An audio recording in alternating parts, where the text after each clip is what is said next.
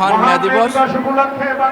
এই মে দিবস উপলক্ষে শ্রমিক দলের আয়োজনে সমাবেশ।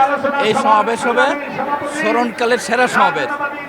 তার অন্যতম কারণটা হলো যে গত 16-17 বছর আওয়ামী লীগের যে পেশিবাদ শাসন ছিল, সেই শাসনের একটা অবসানের পরিপ্রেক্ষিতে শ্রমিকদের মধ্যে একটা প্রত্যাশা তৈরি হয়েছে যে বাংলাদেশে বিএনপি নেতৃত্বে 31 দফার আলোকে একটা পরিবর্তন আসবে। সেই পরিবর্তনের প্রত্যাশাটা শ্রমিকদের মধ্যে অনেক বেশি আকর্ষণ বহন করছে।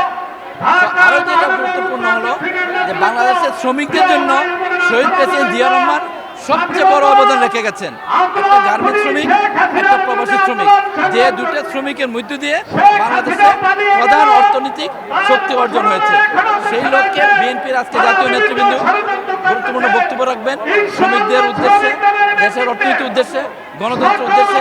দেশনেত্রী ম্যাডাম খালেদা জিয়ার সুস্থতা, ভারপ্রাপ্ত চেয়ারম্যান দেশনেত্রী তারেক রহমানের দেশে এসে রাষ্ট্রের নেতৃত্ব দেওয়ার জন্য গঠনমূলক বক্তব্য রাখবেন। সবাইকে ধন্যবাদ।